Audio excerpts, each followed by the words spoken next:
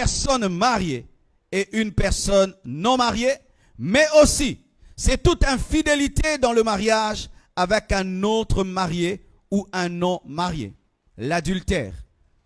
Le fait de sortir avec un homme marié, quand tu es célibataire, tu es dans l'adultère et c'est l'impudicité. Le fait de tromper ton mari, de tromper ta femme, tu es dans l'adultère. Que ce soit avec une autre personne mariée ou avec un célibataire, c'est de l'adultère. Et la Bible dit, les adultères n'entreront pas au ciel. Même si tu n'es pas satisfait sexuellement par ton mari, tu n'as pas le droit d'aller ailleurs. Parce que les gens aujourd'hui donnent des raisons. Je ne suis pas satisfait. Je ne suis pas satisfait. Bien-aimé, pour un petit plaisir de rien du tout, tu vas finir en enfer. Être satisfait. Vaut mieux aller au ciel insatisfait qu'en enfer satisfait. Ma femme ne me satisfait pas. Je ne ressens rien avec elle. Quand je suis avec elle, je ne ressens rien. Et le diable te donne une raison pour que tu pêches. Mais avoir raison ne veut pas dire avoir raison. Parce que des fois, tu peux avoir raison, mais tu es en déviation. Cet homme marié s'est confié à moi. Il m'a dit qu'il souffre avec sa femme. Il regrette même d'avoir épousé sa femme. C'était moi la femme de sa vie. Si tu étais la femme de sa vie, tu serais dans sa maison. Si tu étais la femme de sa vie, il t'aurait épousé.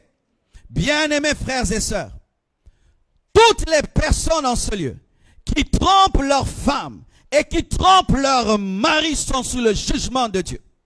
Tu peux prier, tu peux parler en langue, ressentir même la présence de Dieu. Sache que tu es un candidat à l'enfer. Pourquoi? Le mariage symbolise la relation entre Christ et l'Église.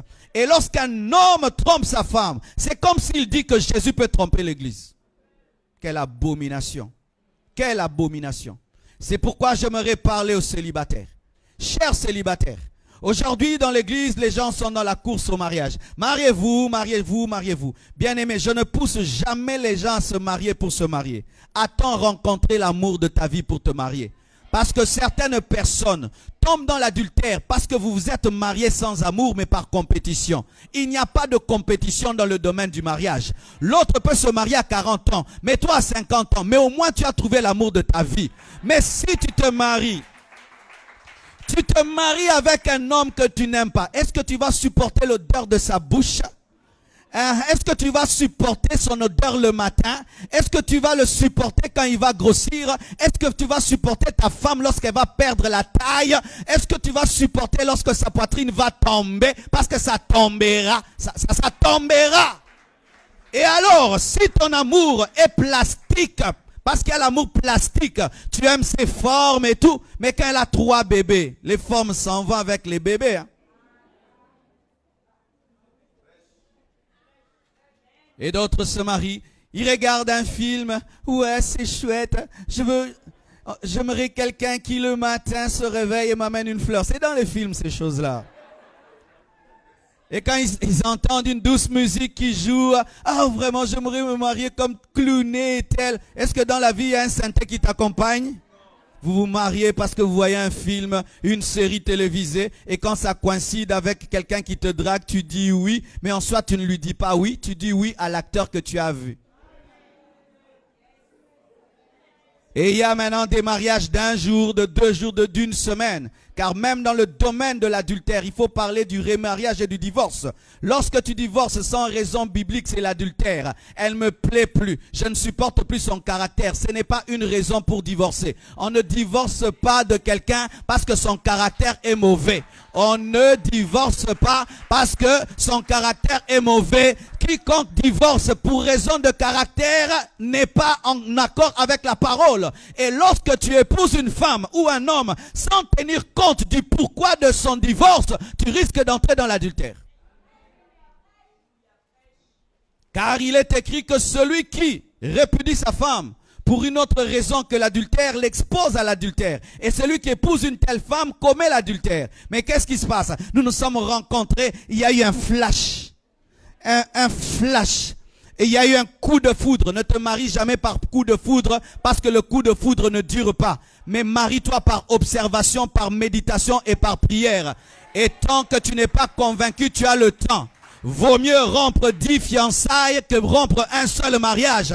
Prenez le temps. Lorsque les gens ne sont pas bien préparés au mariage, ils seront des adultères. Tu es fiancé, mais tu as honte de nous présenter ton fiancé. Tu es déjà en voie de l'adultère. Tu es fiancé, mais quand tu vois cet homme, il ne t'attire même pas. Mais tu veux l'épouser. Pourquoi? Parce que le pasteur est au courant et la famille est au courant. Fais pleurer la famille et le pasteur afin que Dieu ne pleure pas.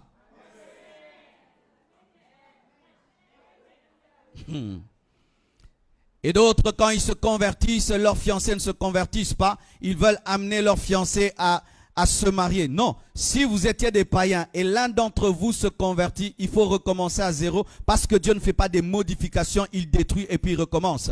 Et c'est ainsi que beaucoup de gens font des mariages qui vont les amener dans l'adultère. Pourquoi? Parce que quand tu étais païen, tu t'étais engagé sur base du corps. Mais quand tu te convertis, tu t'engages sur base du caractère. Maintenant, tu as aimé cette fiancée parce qu'elle était belle. Maintenant que tu connais Dieu, tu as besoin de la sagesse. Elle n'a pas la sagesse, mais tu l'épouses quand même parce que tu ne veux pas qu'elle pleure. Et puis tu dis, pasteur, il va se convertir. Ah bon, tu es devenu le Saint-Esprit pour la convertir? Bien-aimé, quand on se convertit, on fait des sacrifices. Cette vie chrétienne de conversion sans sacrifice, ce n'est pas de Dieu. Ce n'est pas de Dieu. Jésus-Christ crucifié présente les marques de la croix. Mais toi, tu t'es converti. Où sont les traces de la croix? Tu n'as rien abandonné pour Dieu. Une conversion bonbon chocolat. Une conversion bonbon chocolat. Tu t'es converti, oui. Tu as abandonné quoi? Rien. C'est un nouveau nom. Comment? Je m'appelle maintenant Esaïe.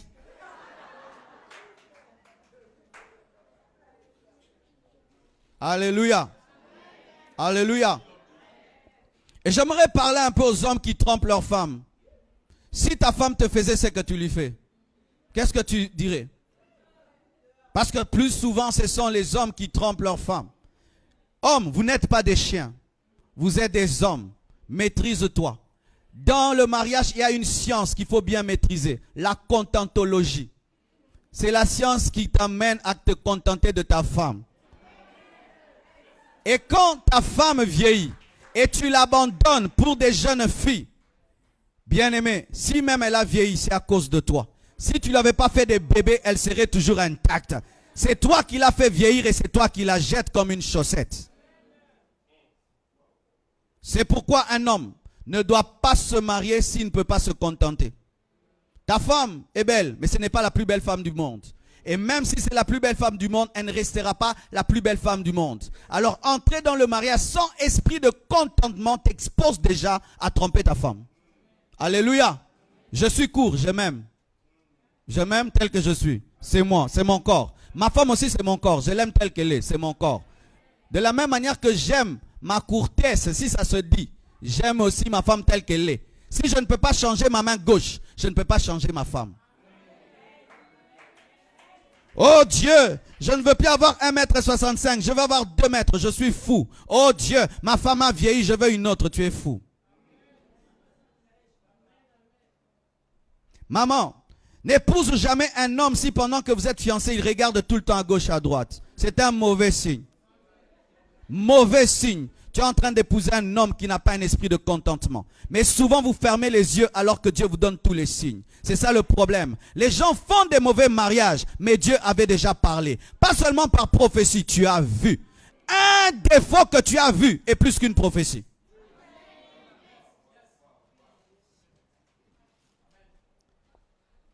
Dans les fiançailles, il te donne un coup. Double. Judo. Tu l'épouses le judoka.